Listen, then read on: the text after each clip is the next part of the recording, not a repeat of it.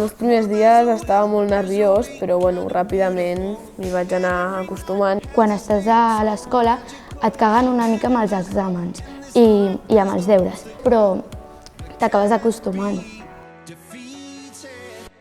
Som 4 línies d'ESO i actualment som 3 línies de batxillerat, doncs aquí tenim al voltant de 650 alumnes. Per nosaltres també és un repte trobar l'equilibri entre acompanyar a l'adolescent i formar l'alumne. Els alumnes, quan entren a primer d'ESO, se'ls fa un pla d'acció tutorial molt important, molt curós, i aleshores hi ha molta coneixença dels alumnes. Per tant, els alumnes de seguida se senten molt acompanyats pels seus professors i també pels companys de classe que tenen. El que més m'agrada crec que és els professors que van canviant, llavors sempre hi ha algun que et cau molt bé.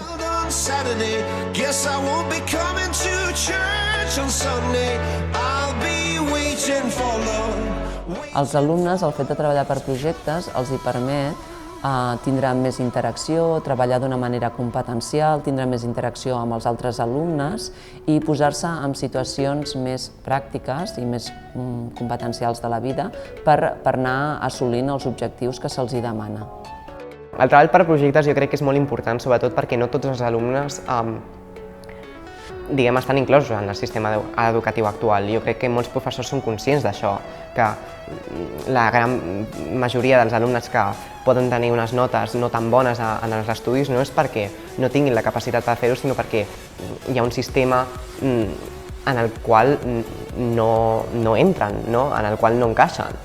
Aquestes matèries, per exemple, optatives de teatre, que jo crec que ajuden molt a tot un seguit de gent que, com jo, per exemple, som un cul inquiet. Aleshores, tenir tot aquest seguit d'experiències potser no són extraacadèmiques, perquè també s'haurien de considerar acadèmiques, però ajuden molt a explorar-se un mateix i a, no sé, com a explotar. Aleshores, trobo que això és una de les coses que m'ha ajudat més l'institut. I, per exemple, en el cas de les llengües estrangeres, doncs, aquí s'ofereix francès com a optativa i els alumnes que fan francès sempre han fet una sortida a França de 3 o 4 dies per practicar el que han après, per imbuir-se una mica de la cultura francesa. I ara el que volem preparar i organitzar, a veure si es pot pel curs vinent, és preparar els alumnes que ho desitgin, lògicament, i que tinguin una mica de bon nivell, perquè facin el curs, que es treguin el títol del First Certificate of English de la Universitat de Cambridge, que els donaria un nivell B2, que ja és un molt bon nivell d'anglès, que els servirà per la universitat o per la seva vida laboral en el futur. Que el mínim objectiu que hem d'assolir com a professors és que la seva experiència en el centre i la seva experiència amb nosaltres sigui positiva. Positiva no vol dir agradable, no vol dir divertida, perquè moltes vegades es confon això. Nosaltres no estem aquí per a divertir a l'alumnat, estem aquí per a treure el millor d'ells mateixos. Per nosaltres les singularitats dels alumnes són una font d'enriquiment personal. El que fem és dissenyar activitats i propostes didàctiques tenint en compte les singularitats de tots els alumnes, de manera que nosaltres no generem més barreres d'aprenentatge i que tots puguin participar i aprendre en un mateix entorn. Hi ha moltíssima diversitat, i pots trobar-te persones de tota mena i amb gustos molt diferents i pots trobar el teu grup de persones amb les que et sentis més còmode estant.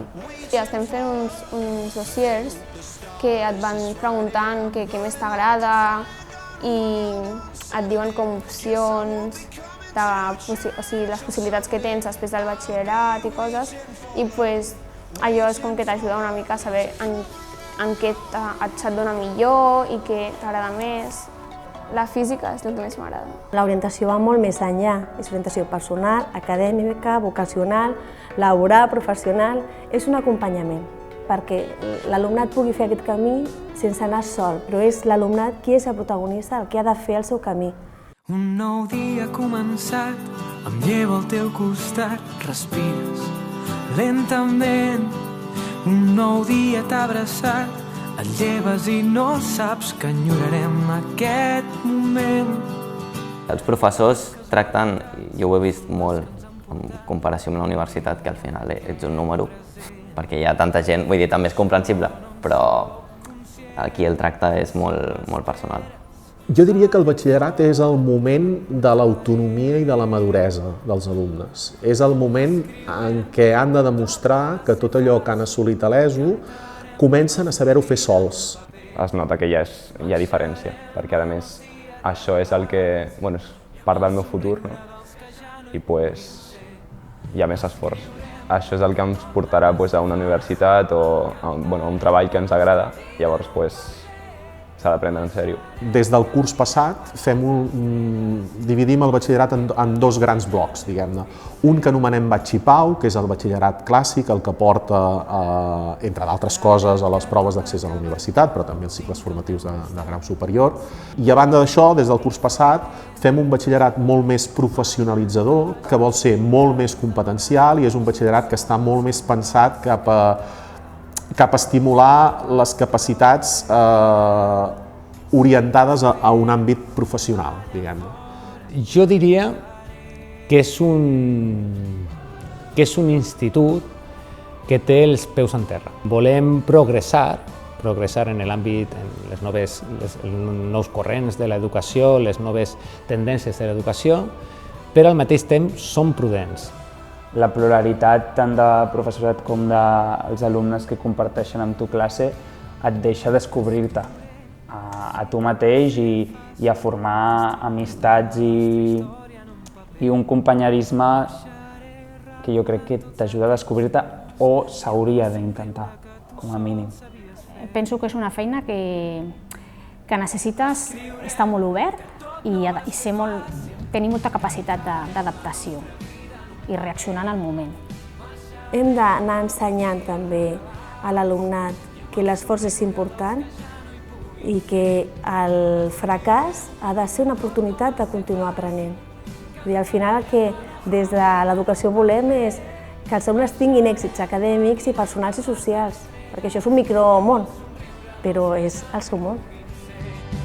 Escriurem que tot no va ser fàcil, cantarem la nostra vida en un paper, marxarem amb els dies regalats i amb el somriure dels que ja no hi puguin ser. Escriurem que tot no va ser fàcil, cantarem la nostra vida en un paper, marxarem caminant per les estrelles i amb el somriure que tu sol sabies fer.